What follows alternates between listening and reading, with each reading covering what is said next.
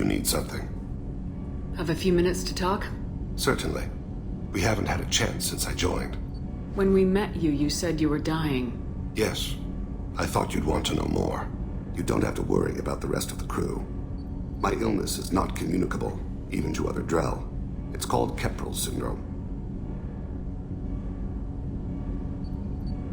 Is there anything we can do here? Normandy has a state-of-the-art medical bay. No, thank you. It's being attended to.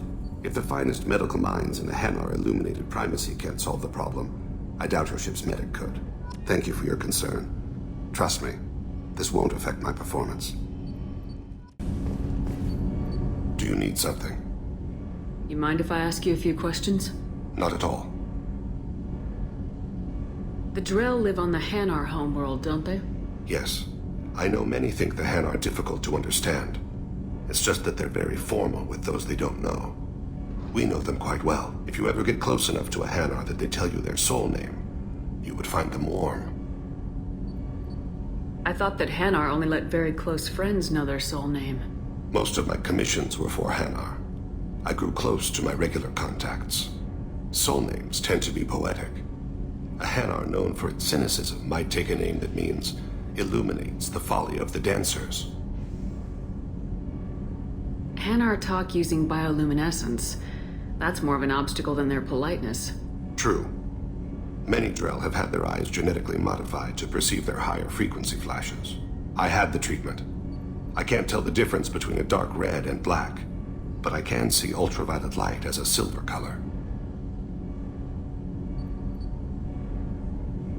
When you pray for the wicked, who exactly are you praying to? That depends on the circumstance. To find my target, I speak with them on Kira, Lord of Hunters. When I act to defend another, Arashu, goddess of motherhood and protection. And when I have taken my target, I speak with Kalahira, goddess of oceans and the afterlife. I didn't know that Drell had many gods. It's one of our older beliefs. Many embrace the Hanar and Kindlers now, or the Asari philosophies. The old ways are dying. There are so many ways to interpret one's place in the universe. Who needs the wisdom of our ancestors? The younger generations don't believe they can help us fathom genetic engineering, orbital strikes, or alien races.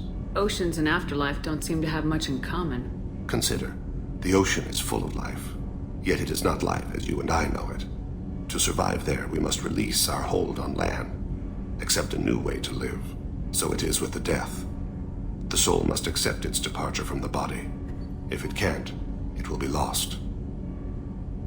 There's something else I'd like to talk about. Ask. Have a few minutes to talk? Later. I'd like to consider what we've already discussed. I should go. I shall return to my meditations. Do you need something? Have a few minutes to talk? Certainly. If you don't mind my saying, you don't really seem like an assassin. You've spent too much time fighting thugs who think custom-painted armor makes them professionals.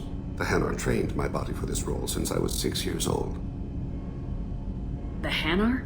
Excessively polite, worship the Protheans? They don't seem the type who train assassins. Every species trains assassins. The Hanar are only unusual in that they need other species to do the killing for them. They have a strong grip and natural toxins, but have you ever seen one move quickly outside of water? Or fire a gun? You've been killing since you were 6? Of course not. I didn't make my first kill until I was 12. They were training me. I was not to be used and thrown away. I was an investment. You were a child, not an investment. I've given you the wrong idea.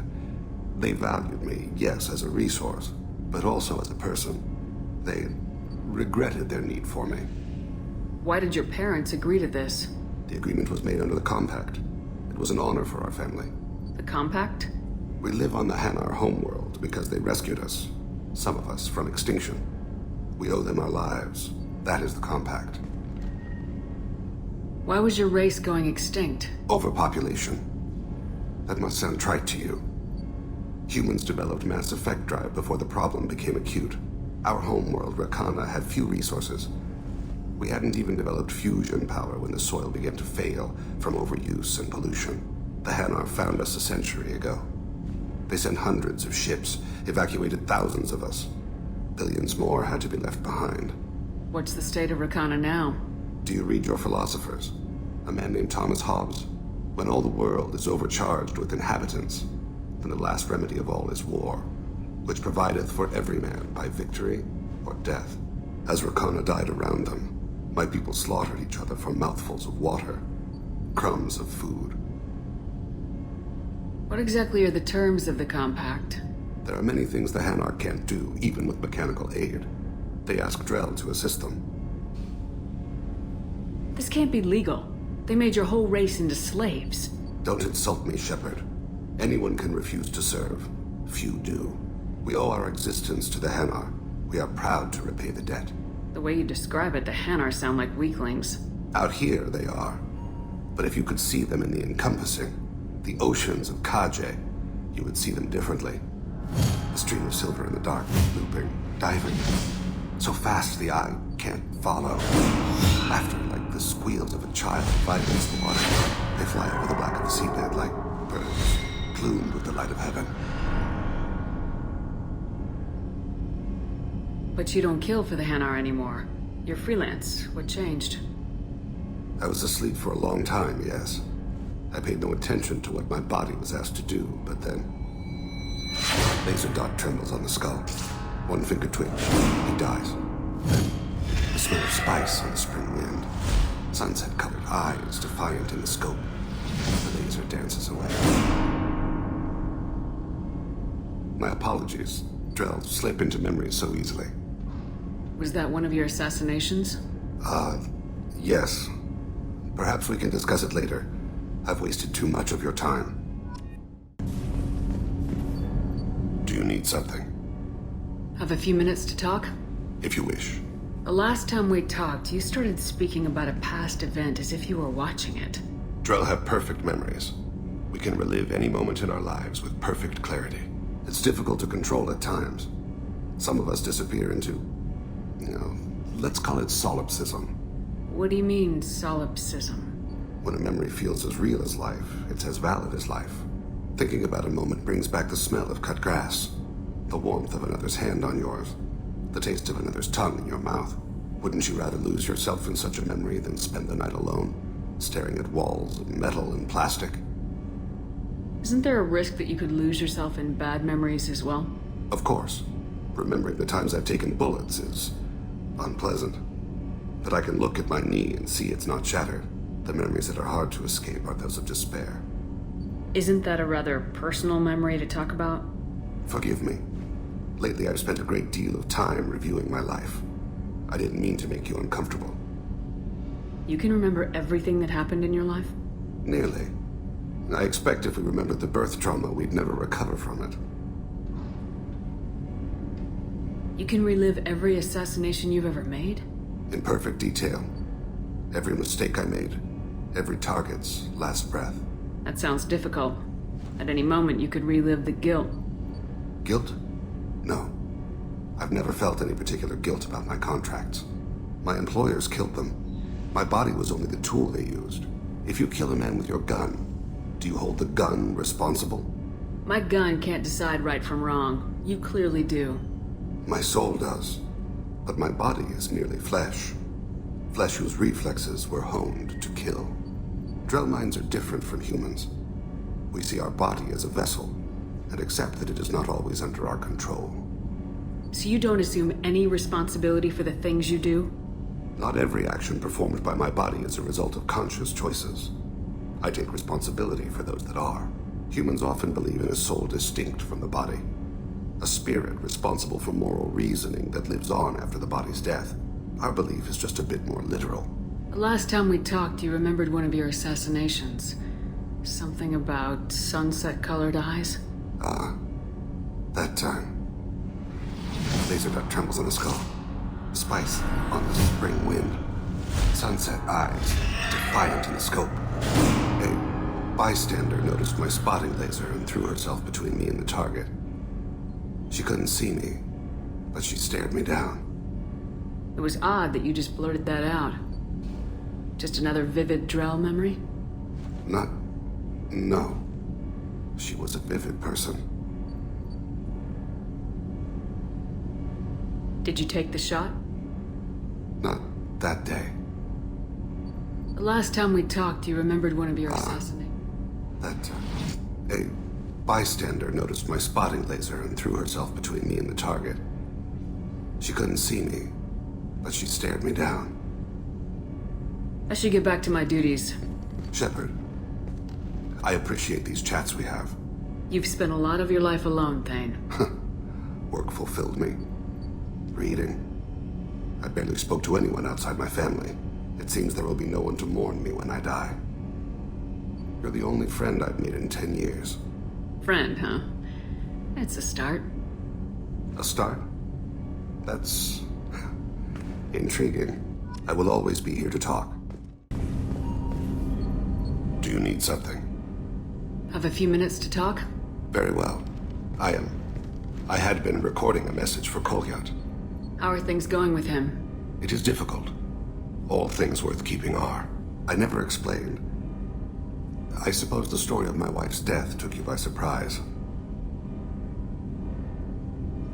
I figured you'd explain to me when you were ready. I appreciate your patience. I kept my work clear of our home life. I assumed that would be enough to protect Irikah. That memory I mentioned before. Laser dot trembles on the target's skull. The smell of spice on a spring wind. Sunset eyes defiant in the scope. That was Irikah. That was how I met her. She saw my targeting laser as she walked by and threw herself in the way. I guess she impressed you. She woke me up. Her body trembles. Not fear. Indignation. Her mouth moves. How dare you? You and I trained to sacrifice ourselves to save others. How often does a civilian step in the way of a bullet to protect someone they've never met? I thought she was the goddess Hirashu. She met my eyes through the scope, and my purpose faltered.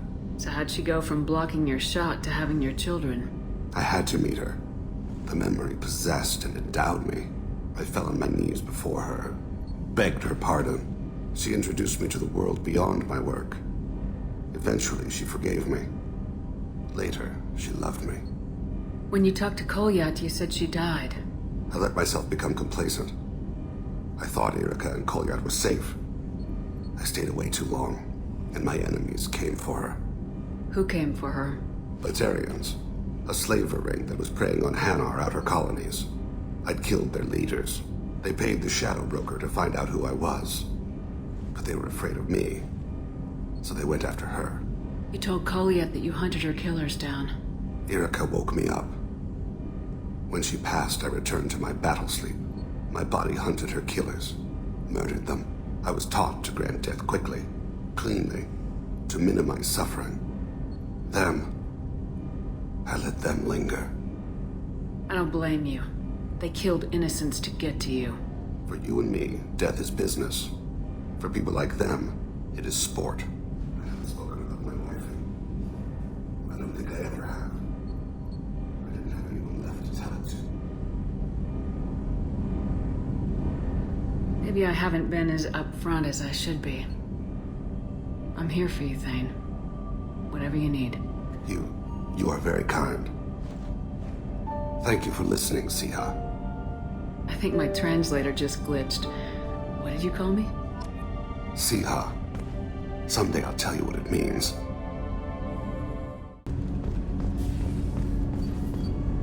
Do you need something? Have a few minutes to talk? Of course, Shepard. Join me. I've been thinking about you. And I, you. Will you hear my confession, Siha? Last time we talked like this, you said you'd explain what Siha means. I need to explain myself to you first. When I married Irikah, the Hanar let me leave their service to raise a family, but I had no other skills, so I freelanced. When Irikah was killed, I pursued those responsible. Once I'd eliminated them, I had no goal. I accepted the Dantius commission because I didn't know what else to do. I guess you're lucky we came along when we did. It was an intervention by the gods. I would have died in that penthouse. I would have fulfilled my contract. If Nasana's guards caught me afterwards, it would have been a good death. But someone else was pushing to reach the target, forcing me to move faster, challenging me. I had to reach her first. I had no idea you planned to die in there. It wasn't a plan. My body had accepted its death. My mind had been dead a long time. But I met another Siha. Few are privileged to meet even one. You still haven't told me what a Siha is. One of the warrior angels of the goddess Arashu. Fierce in wrath. A tenacious protector. I confess, I've come to care for you. Perhaps I'm being foolish. We are very different. I'm not sure we know each other well enough to call it love. But I feel something for you too. Something more than friendship. I've never felt affection for another species. I'm not sure what to do now. We'll just have to figure it out. I look forward to the memories. Do you need something? Have a few minutes to talk? You needn't ask. Time for me is short, Siha. But any I have is yours to take. How are you feeling? No worse than ever. You needn't worry. And you are well? No need to worry about me. How are you holding up? I'm looking forward to the end of the mission. It has been many years since I felt I could relax anywhere. I spent 2 years dead. Every moment seems irreplaceable now. I spent 10 years dead. I understand the feeling. Strange that I should only reawaken now, when there is so little time left.